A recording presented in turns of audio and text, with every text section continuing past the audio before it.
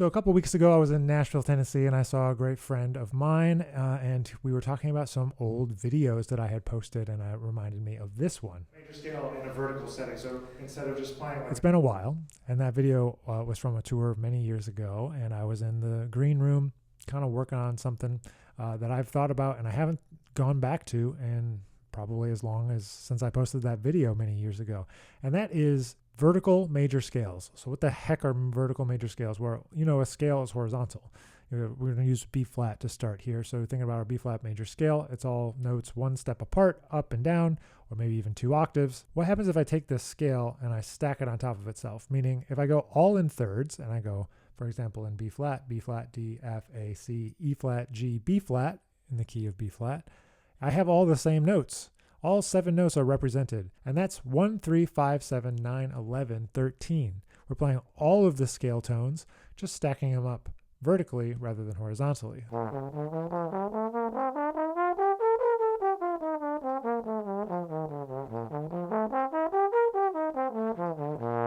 So why is this useful or helpful?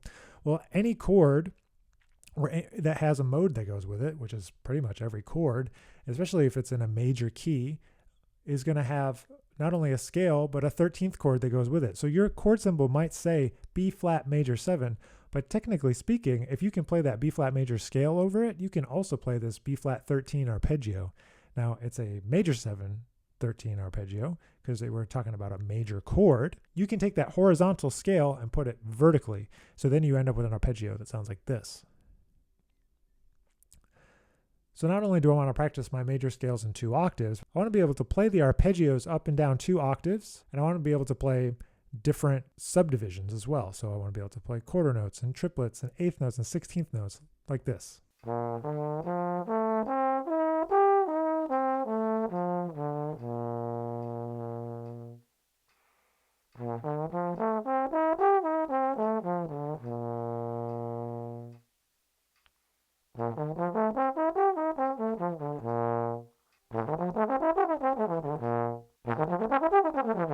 I'm not just going to play it in B flat, but maybe I'll go down in half steps. And when I need to, I'll shift up an octave to make it fit a little bit better.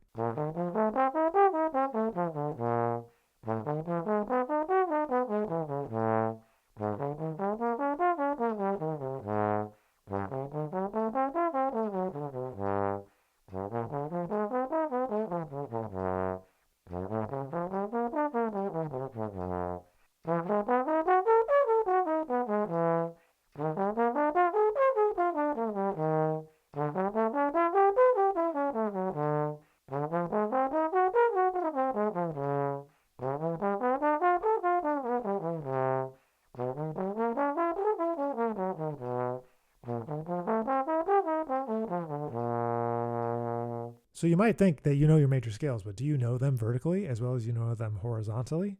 And again, this is another thing that I want to get into my muscle memory. I talk about this a lot on this channel, and I talk about this a lot with my students. Practicing something where you have to think about it is one thing, but internalizing so that you don't have to think about it at all, and it just comes out and you can use it when you're improvising is the goal. It's not to be able to have to think, okay, what's the next note? It's that all of those notes, all of those pitches, that arpeggio is just natural. It comes out without thinking. So you might have to practice it a lot more times than you think you do.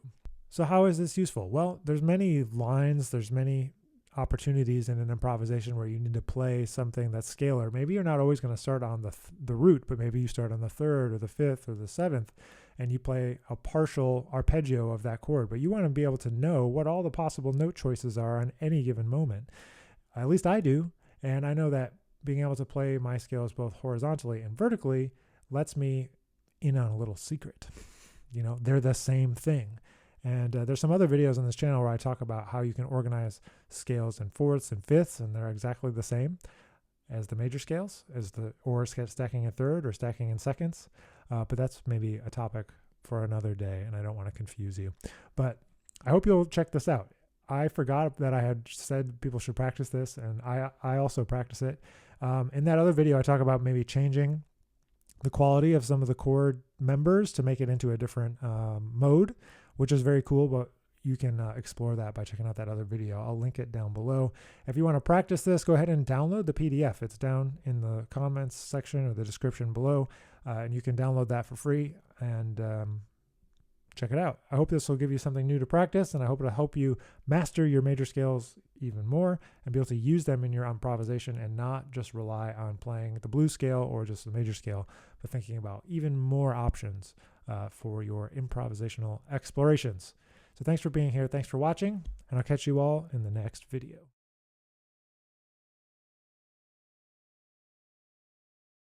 Scale in a vertical setting. So instead of just playing like an arpeggio that just goes up to the 7th, actually playing an arpeggio that goes all the way up to the 13th, like so we're in B flat major.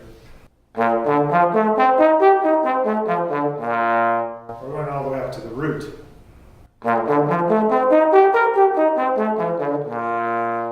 And then you can kind of take that shape and move it around the circle of fourths.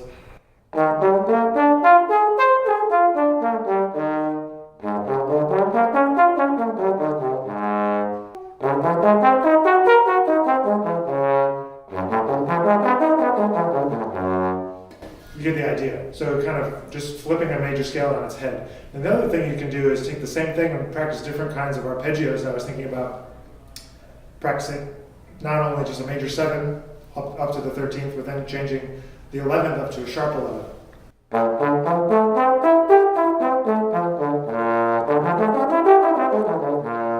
Or you can change it to be like a minor major.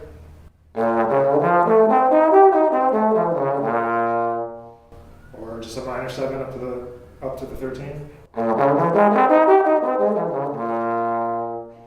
There's all these possibilities, and even going up to the root on that.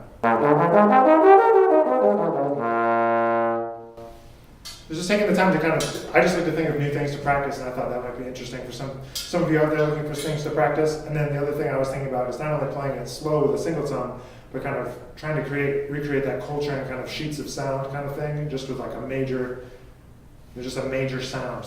You know, it could be over something else, but just with that B flat major sound. Thinking about that one.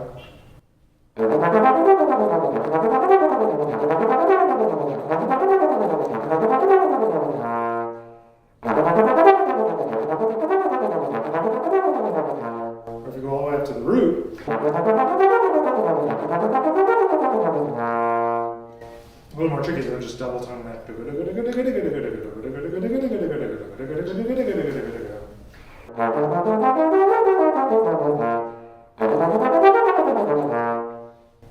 But for me, I think I like the one that just goes up to the 13th.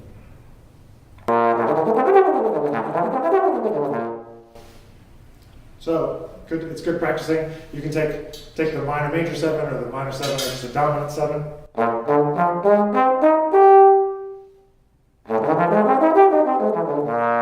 Just kind of start moving it around the horn.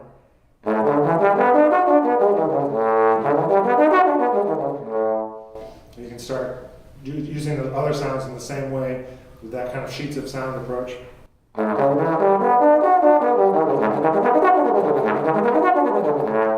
the dominant 7th sound. So anyway, just something to think about. So thanks to James for that idea. And here at the Winnipeg Jazz Festival, about to go on in a couple hours. So happy practicing, and we'll see you soon.